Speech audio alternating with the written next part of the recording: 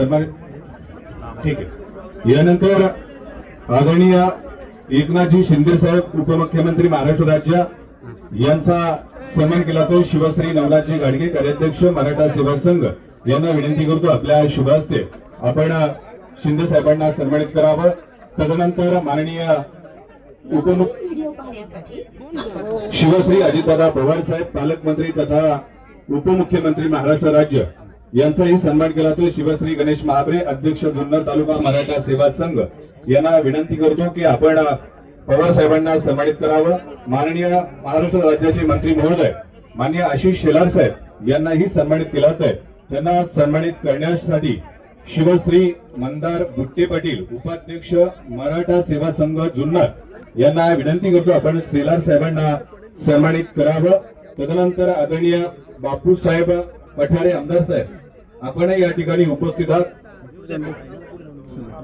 यानंतर आदरणीय शिवश्री आपला माणूस किल्ले शिवनेरी जन्मभूमीचे जुन्नर तालुक्याचे आमदार शरददादा सोनवणे यांनाही सन्मानित केला आहे। त्यांना सन्मानित करण्यासाठी आणि सन्माननीय शिवश्री गौतमजी डावकर यांना विनंती करतो की आपण सोनवणे साहेबांना सन्मानित करावं। तदनंतर कार्यक्रमाच्या निमित्तानं माजी आमदार अतुलजी बेनके साहेब आपण उपस्थित आहात आपलाही सन्मान केला जातोय। शिवश्री मारुती डोंगरे कार्यकारिणी सदस्य मराठा सेवा संघ यांना विनंती करतो की आपण आपल्या शुभ हस्ते त्यांना सन्मानित करावं। विघ्नहर सहकारी साखर कारखान्याचे चेअरमन सत्यशीलजी शेरकर या ठिकाणी उपस्थित आहेत त्यांनाही आपण सन्मानित करत आहोत। त्यांना सन्मानित करण्यासाठी यानंतर प्रास्ताविक करण्यासाठी शिवश्री विजय घोगरे साहेब यांना विनंती करतो आपण प्रास्ताविक करावं।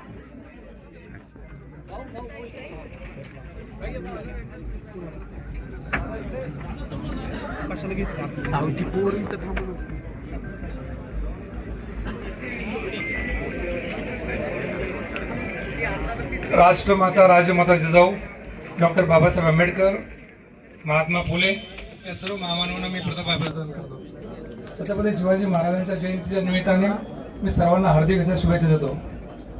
आजच्या कार्यक्रमासाठी व्यासपीठावर उपस्थित महाराष्ट्र राज्याचे लाडके मुख्यमंत्री माननीय श्री देवेंद्रजी फडणवीस साहेब, महाराष्ट्र राज्याचे उपमुख्यमंत्री एकनाथजी शिंदे साहेब, उपमुख्यमंत्री व पुणे जिल्ह्याचे पालकमंत्री अजितदादा पवार साहेब, मंत्री आशिषजी शेलार साहेब, या भागाचे विद्यमान आमदार शरददादा सोनवणे साहेब, अतुलजी बेनके साहेब, जिल्हाधिकारी जोडी साहेब, पोलीस अधीक्षक पंकजी देशमुख, मुख्य अभियंता अतुल चव्हाण, नवनाथ घाडगे, राजेंद्र कुंजीर, मुट्टे साहेब, विजय ठोबे, तालुकाध्यक्ष गणेश महामरे, जिल्हाध्यक्ष बाळासाहेब मुळे व इतर सर्व व्यासपीठावर उपस्थित सर्वांचं मी इथं प्रथमतः स्वागत करतो। आज शिवजयंती आहे। या शिवनेरीवर जिजाऊ आणि शहाजीराजांनी शिवरायांना घडवलेले आहे। शिवनेरीवर 1996 पासून मराठा सेवा संघामार्फत शिवजयंती साजरी केली जाते। त्यांच्यावर सर्व प्रकारचे संस्कार केले। जिजाऊंनी स्वराज्य निर्मितीची प्रेरणा शिवरायांच्या मस्तकात घातली। शिवरायांनी 18 पगड जाती आणि 12 बलुतेदार या सर्व समूहातील सर्व मावळ्यांना सोबत घेऊन स्वराज्य निर्माण केले। आज समतेचा विचार घेऊन आज आपल्याला वाटचाल करायची आहे। छत्रपती शिवाजी महाराज हे केवळ महाराष्ट्र भारत नव्हे तर सर्व विश्वाची प्रेरणा आहे।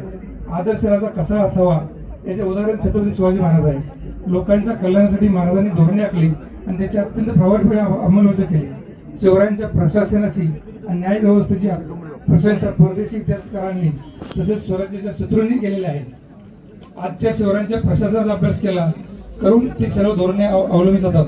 शेती, शेतकरी, स्त्रिया, कष्टकरी, सैनिक व सर्वसामान्य यांच्याविषयी शिवाजी महाराजांना अत्यंत कळवला होता। ज्या धर्माच्या पलीकडे जाऊन माणसाचे जीवन सुखी व्हावे यासाठी शिवरायांनी प्रयत्न केले आणि असे आदर्श अशी शासन प्रणाली विकसित केली। समाजाला जोडायचं असेल तर महामानवाचे विचार सांगावे लागतील। शिवरायांचा जन्मदिवस खऱ्या अर्थाने आपल्या देशाचा मोठा सण आहे आणि हा मोठा उत्सव झाला पाहिजे। या माध्यमातून शिवरायांचे विचार केवळ घराघरात नाहीत तर प्रत्येकाच्या डोक्यात गेले पाहिजेत। शिवाजी महाराजांचे विचार डोक्यावर मिरवण्याचे नाही तर डोक्यात घेऊन त्यानुसार वाटचाल करायची आहे। छत्रपती शिवनेरी किल्ला हा शिवरायांची जन्मभूमी आहे। हा किल्ला आमच्यासाठी प्रेरणादायक असून इथली माती प्रत्येकाने मस्तकी लावली पाहिजे आणि त्यातून आपल्याला खूप मोठी प्रेरणा मिळते। प्रशासन हे अत्यंत प्रभावी होते। शिवाजी महाराजांनी कधी जात आणि नाते पाहून नाही तर त्याची योग्यता पाहून जबाबदारी दिली. महसुली प्रशासनाची अत्यंत चांगली व्यवस्था त्या काळात होती. गाव खेड्यातील प्रत्येक शेतकऱ्याचा विचार केला गेला होता. शेतकऱ्यांना बैल बारदाना, शेतीसाठी लागणारे अवजारे, बी बियाणे त्या काळात मोफत पुरवली जायची आणि शेतकऱ्याच्या मालाला योग्य असा भाव मिळावा यासाठी बाजारपेठा निर्माण केल्या जात होत्या. महाराजांचे जलव्यवस्थापन हे अतिशय प्रगत होतं. आजही प्रत्येक किल्ल्यावर पिण्याची अतिशय चांगली व्यवस्था आहे आणि यात पिण्याच्या पाण्याचे स्रोत आहेत. हे आपण शुद्धीकरणाकडे त्याचं शुद्धीकरण झालं पाहिजे. शेतीच्या पिण्याच्या पाण्याबरोबर शेतीला पाणी मिळावे यासाठी नद्या अडवून बंधारा त्यावर छोटे छोटे बंधारे बांधण्याची कल्पना त्यावेळी महाराजांनी केलेली होती. महाराजांचे हेर खाते अत्यंत प्रभाव होते. बहिर्जी नाईक हे हेर खात्याचे प्रमुख होते आणि महाराजांचे हेर खाते बहुभाषिक आणि सर्व जातीच्या धर्मातून आलेले होते हे आवर्जून सांगावं वाटतं. शिवाजी महाराजांची न्यायव्यवस्था ही आजच्या लोकशाहीतील न्यायव्यवस्थेच्या पुढे होती. गुन्हेगाराला तात्काळ शासन शिवरायांच्या न्यायव्यवस्थेचे एक अतिशय चांगलं वैशिष्ट्य होते आणि न्यायव्यवस्थेला वचक असल्यामुळे त्या काळात समाजामध्ये शांतता होती. शिवरायांची अर्थव्यवस्था अतिशय स्वतंत्र होती. विविध विभाग सांभाळण्यासाठी स्वतंत्र व्यवस्था निर्माण केली होती आणि त्या काळामध्ये परदेशी मालावर आयात कर लावून त्या काळात आपले उत्पन्न स्रोत निर्माण केलेले होते. आजही उद्योगाला प्रोत्साहन मिळवून त्या काळामध्ये आयात निर्यात धोरण केलेलं होतं. शिवाजी महाराज हे काळाचे पुढे जाऊन विचार करण्याची क्षमता असलेले एक मोठे आश्चर्य होतं. शिवाजी महाराज हे आदर्श कुशल प्रशासक, आदर्श न्यायव्यवस्था निर्माण केलेले होते. शेतकऱ्यांचे हित जमले होते. त्यामुळे या शिवाजी राजांच्या जन्मनिमित्त मी पुन्हा एकदा आपल्या सर्वांना शुभेच्छा देतो आणि आपले थोडी मागणी करतो की जे किल्ले आहेत आपल्या भागामध्ये त्या किल्ल्यांवर बालवृद्धांना, वयस्कर लोकांना यासाठी एक रोपवेची व्यवस्था झाली तर खूप चांगली एक व्यवस्था होईल. आणि जसा शिवनेरीचा विकास झाला त्याप्रमाणे रायगडचा विकास आणि इतर सर्वच किल्ल्याचा विकास हो अशी एक विनंती आहे.